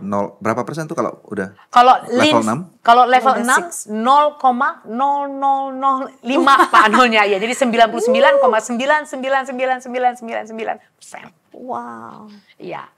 Memang kadang-kadang saya juga berpikir kok gitu yang ngitungnya ya, tapi iya. Ada, maksudnya manufacturer global ada yang sudah seperti itu. Kalau dulu itu dia dari Toyota ya Pak ya, tapi kemudian Toyota kan mengalami. Jadi kalau degradasi kan. Iya, kalau saya bilang untuk Lean Six Sigma itu kalau di Indonesia yang kita harus lakukan itu disiplin. Itu penting sekali. Karena start awalnya itu harus disiplin. Dan kita nggak punya disiplin. Kurang. Pak ya. Saya memang masih susah menemukan itu. Jadi sebenarnya disiplin itu baru langkah awal loh. Orang mengira wah hebat kalau dia disiplin. Nah itu starting point. Kasih contoh deh, disiplin apa yang menurut Ibu langkah awal untuk orang-orang kita nih, orang-orang Indonesia nih ya. Yeah. Kalau kita misalnya mau melakukan pekerjaan dan itu harus dilakukan dari pagi hari, dimulai jam 7 pagi, ya harus jam 7 pagi. Nggak bisa jam 7.15. Itu baru starting point. Wow. Ya, disiplin itu akan memberikan kita opportunity untuk melakukan trade off. Itu tadi Bapak tanya, Lean Six Sigma itu untuk apa Maria? Kalau ada penyimpangan, trade off apa yang bisa kita lakukan? Nah, trade off ini kan bisa macam-macam, Pak. Apakah dari logistiknya? Apakah dari supply-nya? Apakah dari mesinnya? Kalau kita mulainya aja udah telat, opportunity kita untuk menangani perubahan itu lebih sempit. Bahkan kadang-kadang tidak ada lagi. Kita terdesak untuk mengambil keputusan yang salah. Orang kita sukanya mepet-mepet ya. Iya Pak, padahal keputusan itu kalau sudah diambil, kadang-kadang impact-nya, Bapak bilang tadi konsekuensi, itu nggak bisa disesali karena sudah terjadi. Jadi untuk menghindari itu, kita melakukan dari awal. Perencanaan, disiplin melakukan apa yang kita laksanakan, supaya kita bisa menganalisa balik. Kenapa itu tadi tidak terjadi? Oh karena kita nggak melakukan. Oh karena pengantarannya berbeda. Oh karena packingnya salah. Oh karena ini delay. Tapi kalau nggak ada disiplin, measurementnya itu berbeda Pak. Nggak bisa diprediksi. Nah kalau saya berapa kali diundang untuk bicara dengan anak-anak mahasiswa, saya bilang pertama ya kalau saya boleh sarankan disiplin. Ya. Itu dulu ya? Iya disiplin dulu, disiplin. Orang Indonesia itu terkenal pinter. Pinter ngeles. Pinter, tapi memang pinter. Oh maksudnya beneran pinter. Ya tapi suka cari jalan gampang. Itu kan pinter Bu. Kalau mau berargumen iya. Kalau mau berargumen iya. Tapi kemudian kalau ada problem, nggak ngerti di titik mana. Oh, karena prosesnya nggak diikutin, udah lewatin proses, bypass proses. Mari saya kasih ini kata yang baru. Jangan pinter, fleksibel. Resilient. Jadi bisa kalau orang pinter aja bisa tersandung nanti. Karena orang pinter kaku ya. Jadi cenderung rigid, Pak. Ibu kaku nggak? Kalau saya merasa orang-orang bilang kamu kaku sekali, Maria. Saya bilang kamu belum tahu saya. Kalau kamu sudah tahu saya, kamu pasti bilang saya enggak kaku. Kita harus mulai dengan so that kamu tahu saya, saya maunya begini. Nanti sesudah kita berjalan nih, tadi saya bilang kan kita fleksibel. Tadi mereka kira, oh saya kira kamu bakal begini, Maria. Tentu itu salah satu option saya. Tapi kan option nggak cuma satu. Ada plan A, plan B, plan C, plan D, plan. Kita bisa lihat kan. Kalau plan A nggak bisa, kalau plan B resikonya apa? Plan C perlunya apa? Berapa plan yang Ibu punya? Kalau suami saya sering bercanda Pak, dia baru mikirin plan A, plan B, saya sudah di plan Z plan. Kamu kok cepat sekali ke sana, Ma? Untuk menuju ke Good News program, Iya. berapa plan yang Ibu punya? Kalau saya sarankan ya Pak ya, pikiran kita itu, ini dari AI. Kita nggak bisa multitasking. Manusia nggak bisa multitasking. Kita tidak diciptakan untuk multitasking. Hanya 1% dari manusia, kita sekarang 7 billion ya, Ya. yang mungkin bisa multitasking. Jadi AI suruh multitasking. Misalnya, saya sedang menganalisis ini, ekonomi lagi ini, saya perlu data. Kasih ke ChatGPT. Keluarin saya data 10 tahun terakhir untuk ini. Biarin dia yang mikir. Kita teruskan konsep kita. Jadi jangan multitasking. Kita gunakan. Don't waste your time untuk hal-hal yang bisa dilakukan oleh AI. Is that what you're saying? Gunakan AI untuk mempermudah apa yang kamu mau capai. Multitasking. Heavy computing. Right? Remote control.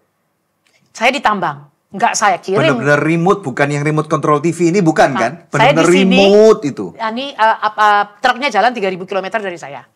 Gitu. Jadi memang jauh. Jadi heavy computing, multitasking, remote controlling. Jadi Bapak bisa ganti mesin kan kalau dozer saya jatuh. Tapi kalau anak buah saya yang jatuh, itu bapaknya orang loh. Mati. Gak bisa diganti kan? Iya. Itu prinsip saya Pak. Jadi di tempat saya sekarang kerja, kita semua otomasi. Pakai AI. Karena tambang tuh berbahaya sekali ya. Tempat-tempat tertentu berbahaya Pak. Dan itu yang kita lakukan. Kita lakukan untuk menggantikan tugas manusia. Wow. Tapi nanti lapangan pekerjaan manusia apa nggak semakin Terima berkurang? kasih Bu. Kalau di Indonesia, penempatan AI mungkin bukan untuk menggantikan manusia. Karena di Indonesia itu tenaga kerjanya banyak. Saya sudah pernah berikan pandangan bahwa di Indonesia itu mungkin kalau kita mau menggunakan tambang itu kelas B, kelas C itu masih lebih baik. Jadi yang padat karya. Saya pernah satu kali dipanggil sama pemerintah di Vietnam. Sekarang Iya. Vietnam maju sekali. Maju Iya. banget. Ya. Ya, maju Pabrik-pabrik sekali. banyak yang Saya pindah dibawa ke itu ke Vietnam. ruangan merahnya untuk bicara soal tambang coal mereka, ya, untuk logistik. Saya bilang, berdayakan manusianya dulu. Karena Kenapa? manusianya banyak. Iya, berdayakan dulu manusianya. Karena sebelum kamu bicara sistem, kamu kan harus ngomong sama manusia kamu yang menjalankan sistem. Oke Maria, sesudah manusianya baik, apa? Lihat proses kamu. Kamu mau memberdayakan coal ini untuk apa? Oh untuk ini Maria, apa tenaga listrik. Karena banyak rumah yang masih biarpet ini kan. Iya. Oke, kalau gitu proses yang harus kamu lakukan adalah ini apa pembangkit tenaga listrik, proses pembangkit tenaga listrik. Proses itu yang didalami, yang dipertajam, dilihat. Manusia bisa lakukan apa? Di titik di mana manusia sudah nggak bisa lakukan lagi, masukin mesin, masukin otomasi. Jadi untuk Indonesia saran saya sama. Karena manusia kita banyak, gunakan manusia. Ya. Gunakan manusia. Di titik di mana manusia tidak bisa, tanya kenapa? Apakah manusianya atau prosesnya? Gitu. Alright. Nah, kembali lagi yang 6 sampai 22 ini. Iya. Ibu baru berhenti tadi di level maintenance. Iya. So, what is next? Ketika memperbaiki maintenance, kita sampai di 15, Pak. Iya. Udah memperbaiki maintenance dari 6 sudah kekerek ke 15. Naik ke 15. Jadi Udah sesudah kita perbaiki. Udah 100% dong ini. Enggak 100, kalau mencapai 100% enggak bisa. 99,999 So, I mean, the something. price of the stock dari 6 ke 15 sudah 100%. Sudah 100% lebih. berlipat ya. 120%. Iya, iya. Terus? Loh, kemarin katanya mau jadi middle tier. Kok sekarang ada istilah nggak bisa laku ini Oh, maksudnya mereka apa? udah kelagep-kelagep nih. Orang bilang udah nggak mungkin nih. Udah this is it gitu. Mereka mau jual, Pak. Oh, mereka mau jual perusahaannya. Oh. Jadi harganya harus lebih naik lagi. Iya. Iya. Oh, mau jual stoknya. Iya. Iya. Loh, aku terus tanya. Terus 3.000 karyawan ini gimana? Iya kan, pergantian ini gimana? Saya udah mulai nggak srek ini, Bu. Kalau udah mulai nggak srek, udah mulai, wah ini kok greed ya, Iya. apa ketamakan yang Iya. mendrive gitu. Saya sudah mulai banyak cerita sama suami di rumah. Wah ini motivasinya sudah mulai agak berbeda nih Pak, gitu. Iya. Terus. Bukan untuk menaikkan ini gitu. Terus kalau papa saya gimana? Terus gimana menurut kamu? Ya saya sih masih tahu kalau yang begini ini memperbaiki finance ya. Memberdayakan otomasi accounts payable semua diganti dengan mesin. Oh, efisiensi supaya profitnya naik. Ya. Orang mulai di layoff kan, dilihat semua yang bisa diotomasi. Buying proses yang semua yang sudah standar buyers diotomasi. Hati saya menangis Pak. naik, harga naik, tapi orang semua keluar kan, Layoff, dikeluarin, ya. di layoff. Saya udah mulai nggak sejahtera itu. Naik. Memang karena saya bisa kasih saran gitu, bidang mana kalau sudah manusia kita tahu apa yang kita lakukan, otomatis orang yang nggak tahu itu kan harus tersingkirkan. Yang berarti yang behavior yang repeated ini yang selalu diulang-ulang bisa langsung diotomasi ya. Jadi mulai pertama chaos ya Pak ya, ad hoc. Hero, I know how to do. Yeah. Distandarisasi. Kamu harus semua melakukan begini, standar. Yang nggak bisa jatuh semua kan. Dari standar mulai improve. Pada saat improve ini Pak, itu mesin mulai masuk. Yang nggak bisa, kan tadi saya bilang kan, lebih cepat, remote, ya kan? Yeah. Itu, tapi kan ada manusia yang masih bisa gitu kan, itu mulai jatuh. Jadi proses ini kita harus lihat when to say stop. Oh. Ya, kalau memang mau di drive terus, Ya. Gak pakai manusia lama-lama ya. robot is very effective. Ya, apakah ini ada hubungannya One day dengan robot will do whatever we do. Wow. Yeah, but when will we say no? Itu profesi atau by data? It's just natural, Pak. Waktu saya memulai AI masih sederhana sekali. Sekarang, seperti Bapak bilang tadi, sudah di video bisa. Saya kira mama saya yang ngomong, orang lain. Tapi karena saya tahu itu semua pixel-pixel, kita bisa lihat apa yang harus dilihat. Ya, dokter kasih tahu. Mata, kalau lagi lihat video fake itu, mata. Ada Mata itu sinarnya nggak bisa dibedakan. Karena mata itu, retina kita itu masih belum bisa di copy. di copy. Semua yang lain sudah. Gak ada sinarnya itu ya. Senyum, apa semua air muka sudah. Cuma mata. Makanya kalau ngelihat pasangan harus lihat matanya. Memastikan bukan robot gitu. Wow. Iya. Kok jadi serem ya. Oke Bu. Nah, Kan kalau di Firman juga kan sudah tidak melihat mata dengan mata. Mata, cuma mata yang tidak bisa. oke. Setelah kita mendiskusikan semua ini, apa yang harus manusia lakukan supaya kita tidak tergantikan oleh robot suatu hari Wow. nanti? Inevitable ya kalau orang boleh bilang, tidak terhindarkan. Nah, Pasti terjadi. kalau menurut saya I'm a believer, saya yang melakukan itu akan terjadi, itu cuma masalah waktu. Berarti ini seperti yang film Terminator itu. Iya. I'll be back. Ya, I'll be back. Ya.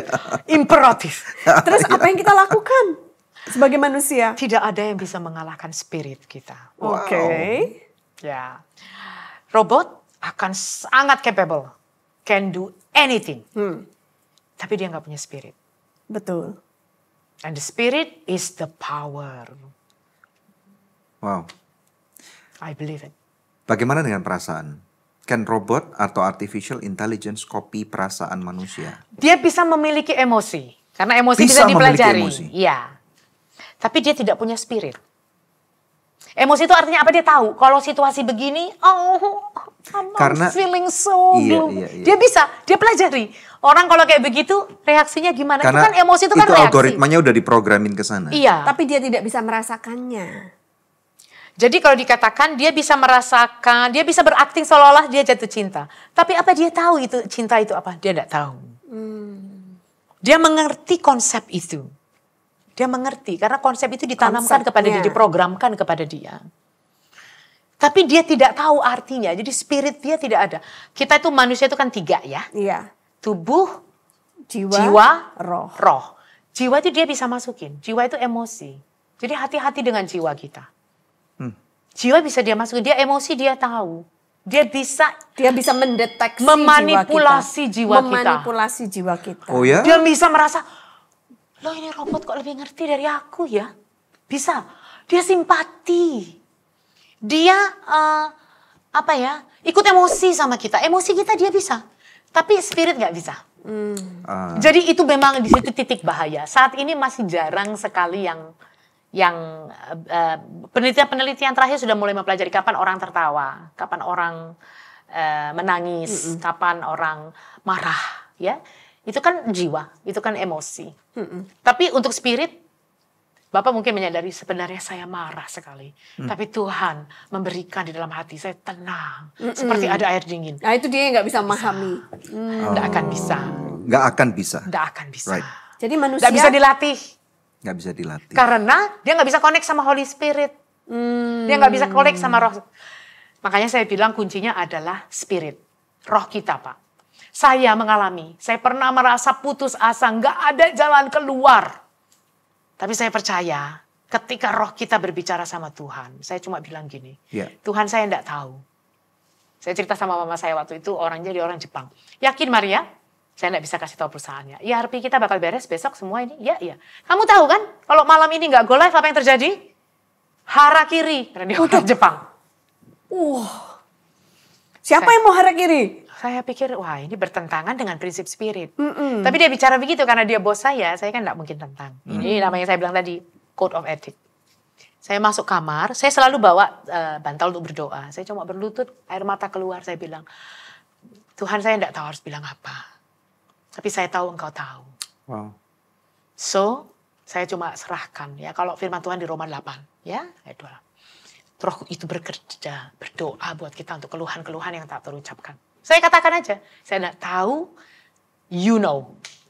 And I know, you know, that's it. Saya tidur nyenyak, besok everything is fine. Waktu mereka bilang, that's great Maria, saya bilang, my God is great, it's not me.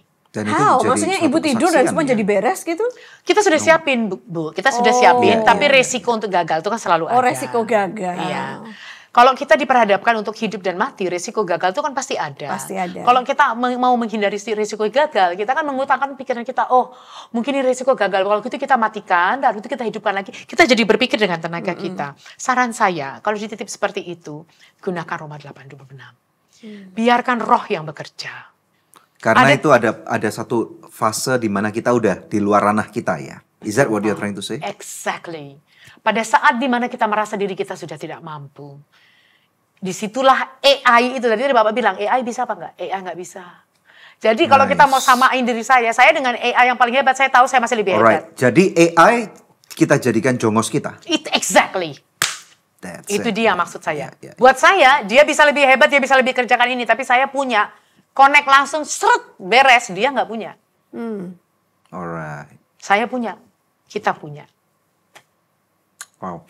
Go back tadi, 15 ke 22. Nah, jadi 15 ke 22 saya harus mengakui bahwa saya nggak sejahtera. Yes. Tapi saya memberikan saran. Kalau kamu mau naikkan ini dan mereka mengikuti saran saya, kita lay off, kita lepaskan accounts payable, kita otomasi. I cried. But I was paid for that. Saya nggak sejahtera. Makanya saya bilang waktu COVID terjadi, suami saya bilang, ini waktunya pulang. Itu mereka nggak lepasin saya, Pak. Kita nggak peduli kamu kerja dari mana, yang penting kamu connect sama kita. Ibu dapat handsome package dong, atau beautiful package at Whatever 22. you name it, yeah. Did you get it? I got it. Exact. Mereka bilang, we don't care. Kita nggak peduli. Bayangkan dong Pak, kalau di sana jam 12, di sini jam 12 malam. Mereka bilang, nggak peduli, yang penting kamu tetap sama kita. Akhirnya pulang ke Indonesia ya? Pulang, saya pulang. Pak Levi bilang kita pulang. Dan dia bilang kamu harus severe itu relationship. Kesehatan kamu penting. Nggak mungkin kamu kerja tengah malam terus. Akhirnya bagaimana? Itu resignation paling sulit dalam hidup saya. Ibu resign? Saya resign. Karena udah dapat uang sangat banyak banget gitu. Banyak banget. Mereka bilang, name it, whatever. Saya Ibu bilang, mau saya cuma mau resign. pakai G6000 pun akan mereka kirim. Atau Iya, G7. istilahnya itu, waktu itu saya ingat, waktu saya pertama kali submit, resignation email, saya bilang sama CEO saya resign. What? Saya kirim email jam segini. I don't receive that email. Saya bilang, please go to your email. No, see, there's nothing. Go to the delete folder. You probably deleted. He said, kamu tahu ya saya delete ya. Kan saya sudah bilang kamu tidak boleh resign. Wow. Iya. 3 kali saya Bu. Akhirnya saya bilang, kamu senang apa tidak saya resign. Berarti saya mau. Manusia memang harus bisa memilih ya. Dan mengatakan tidak.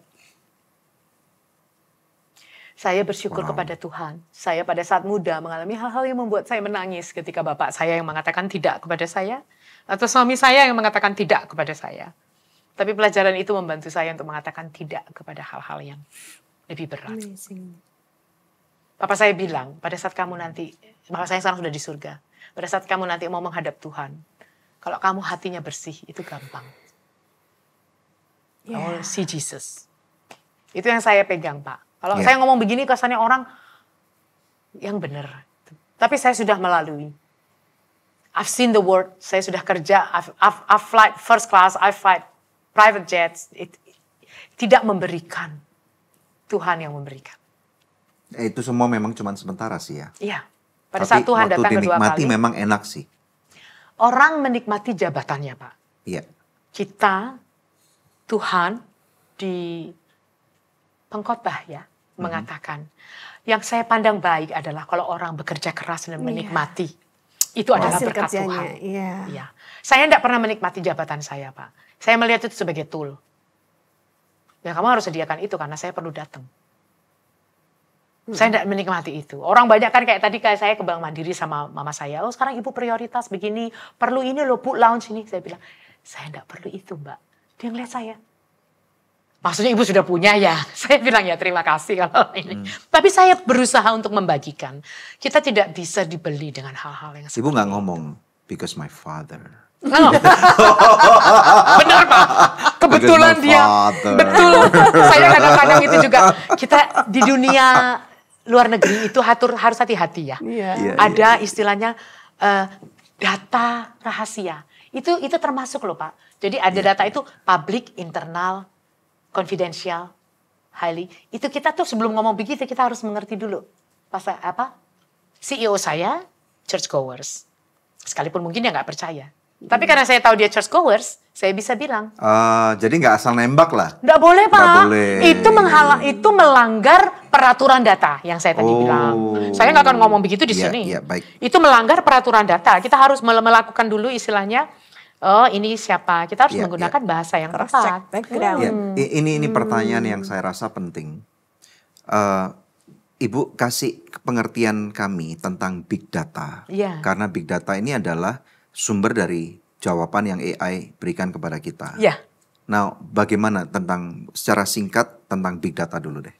Jadi big data kalau dia sudah merupakan pengetahuan umum, public domain, Ya. itu sah-sah aja. Sah-sah aja.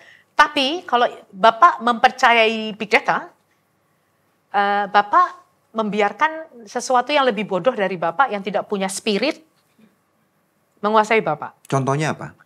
Misalnya, kita bisa melakukan analisis untuk bagaimana negara keluar dari resesi ekonomi. Ya. Resesi ekonomi sudah terjadi berkali-kali. Big data ada. Tahun 1908, 1908 ada semuanya. Ya. But you still are the one. Kita sebagai manusia masih tetap yang bertanggung jawab terhadap keputusan kita. Jadi konsepnya generative AI, saya termasuk di perusahaan saya sekarang championnya untuk generative AI. Collect the data, analyze it, kumpulkan data, analisis semuanya, kasih option-optionnya. Taruh manusia untuk mengambil keputusan. Oh, jadi tetap manusianya milih mau yang mana gitu. Nah ini manusianya harus punya spirit Ibu. Inilah pentingnya. Saya bersyukur sama Tuhan kalau saya ada di dalam tim ini. Jadi kita kalau dalam istilahnya AI itu kita katakan human loop. Human loop. Ya, jadi kita collect the data, big data, kita analisa semuanya, kita ada option-optionnya, kita tahu. AI katakan ini, manusia yang memutuskan. AI bisa mengambil keputusan itu loh Bu, bisa diotomasi dan itu sudah terjadi berkali-kali. Waduh. Saya against that. Saya termasuk yang campaign tidak setuju AI untuk melakukan Bisa keputusan. kasih contoh spesifik nggak tentang keputusan apa itu? Boleh nggak? Kalau di perusahaan saya Pak, kita mengizinkan AI itu mengambil keputusan untuk misalnya mendeteksi daerah-daerah yang harus di-drill sama tidak gitu misalnya. Buat saya, itu sebenarnya harus tetap dilakukan oleh manusia. Karena boleh saja AI mengatakan, oh daerah itu bagus atau apa. Tapi kan kita tidak tahu, AI kan tidak tahu pada Di saat sana yang desanya seperti apa? manusianya, impactnya bagaimana. Dia tahu mungkin Pak, tapi dia akan menghitungkan berdasarkan apa yang kita tanya. Misalnya target untuk production tahun ini. That's atau right. target untuk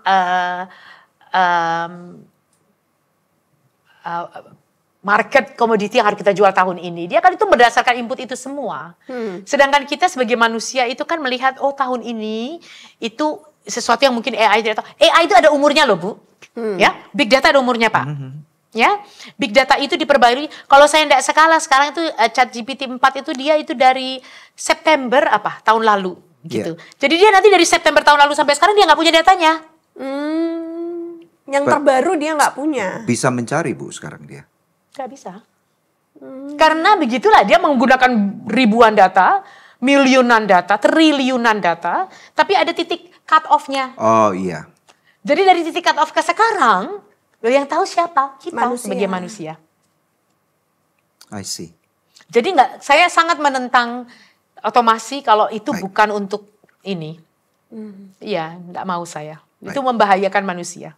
Karena dia tidak bisa memikirkan faktor lingkungan misalnya, lingkungan yang berubah, dia nggak tahu gitu ya. Saya katakan bahwa AI itu akan semakin maju dan semakin maju. Sekarang juga mereka sedang menggunakan istilahnya itu computing machine yang lebih maju supaya waktunya untuk data itu bisa dibikin semakin dekat ke kita sekarang. Mungkin suatu saat nanti dia akan online. Online itu artinya pengetahuan sekarang dia tahu sekarang. Yang saya bilang tadi, dia bisa ngerti emosi, dia bisa seperti manusia. Dia bisa, ini Bapak sebenarnya AI atau manusia? Gak ketahuan Pak. Oh iya. Saya pikir suatu ketika di depan akan seperti itu. Kan lagi dirancang sekarang Bu. Droid berupa humanoid gitu ya. Dan dimotorin oleh AI. Iya. Saya 100% yakin itu bisa. Mereka cuma gak punya spirit. That's it. Bottom line. Apakah mungkin antikris itu nanti datang dalam bentuk AI? Antikris sekarang juga kalau dibilang sudah cikal bakalnya kelihatan kan sudah kelihatan ya Bu ya.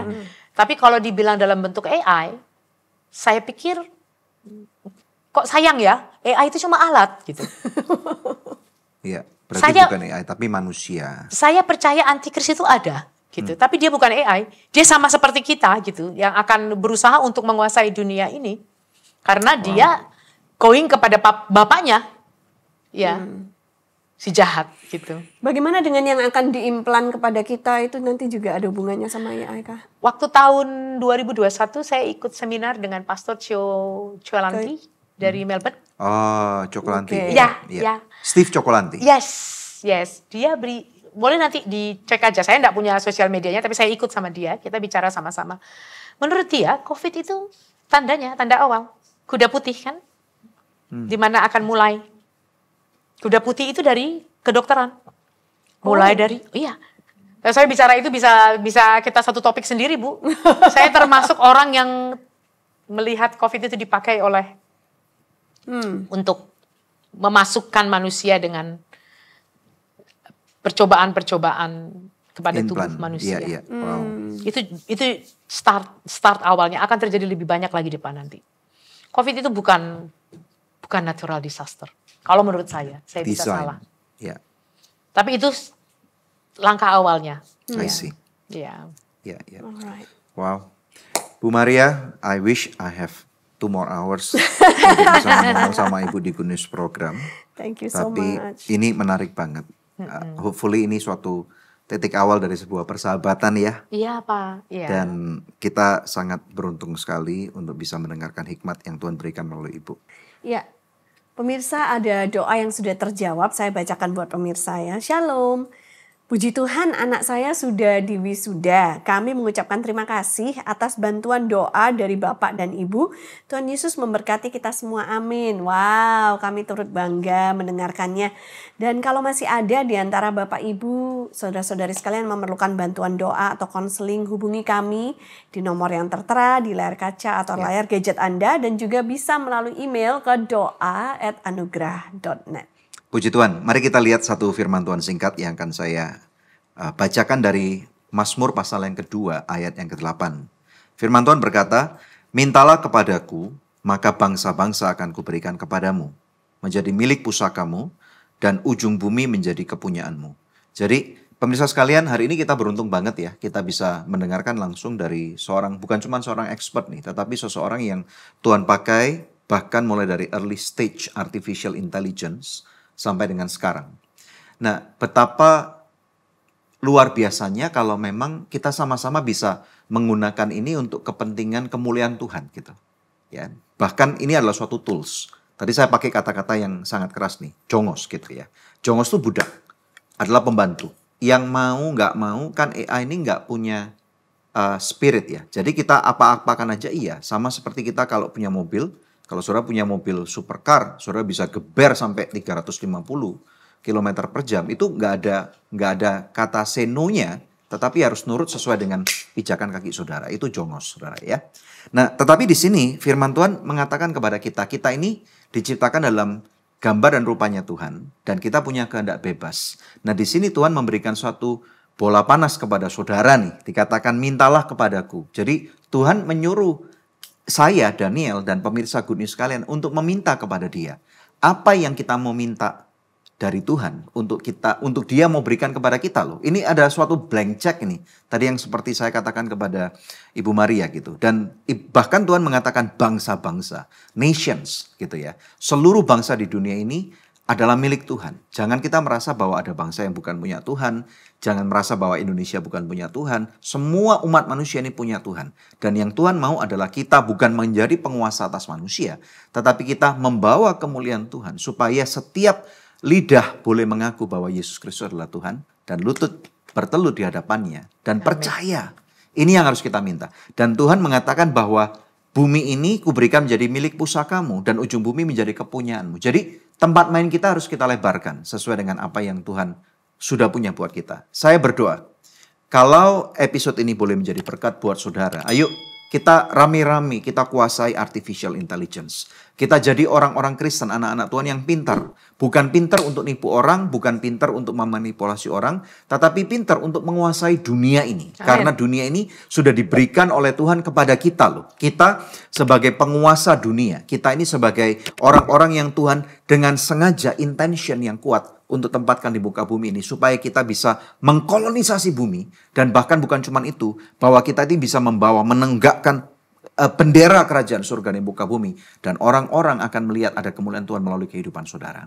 Kalau Anda diberkati dengan episode ini, subscribe melalui episode ini, channel ini. Dan berikan komen. Kami mau dengar apa yang kalian dengarkan. Pendapat kalian tentang apa yang kalian dengar ini. Dan juga sharekan kepada banyak orang. Mari kita berdoa. Haleluya. Kami bersyukur Tuhan, hari ini kami mendengarkan sesuatu yang luar biasa, very mind blowing. Dan kami berdoa biarlah apa yang Kau sudah tanamkan dan taruh dalam kehidupan Ibu Maria, Engkau berkati dia. Terima kasih bahwa hari ini Tuhan ada suatu display kerajaan surga yang dipamerkan di Good News Program. Berkati suaminya, berkati anak-anak mereka, berkati Tuhan assignment yang sudah Engkau percayakan kepada mereka. Supaya Tuhan ada banyak orang melihat kemuliaan-Mu melalui kehidupan mereka. Terima kasih bahkan Tuhan kami berdoa juga untuk setiap pemirsa Good News Program. Pakai kami semua Tuhan untuk kami bersama-sama merayakan kemuliaan-Mu. Kami minta bangsa-bangsa dan ini janji-Mu Engkau akan berikan kepada kami. Amen. Kami terima sekarang di dalam nama Tuhan Dalam nama Yesus Kristus yang percaya katakan. Amin. Amin. Amin, amin. Puji Amin. Tuhan pemirsa, kalau Anda diberkati melalui episode kita hari ini, bagikan ulang supaya lebih banyak orang Yes. bisa nonton dan belajar bersama-sama dengan kita. Sampai jumpa di episode Good News minggu depan. God bless you.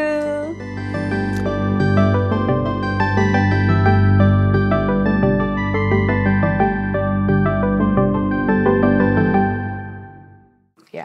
Perkembangan teknologi saat ini merupakan salah satu tanda akhir zaman. True or false?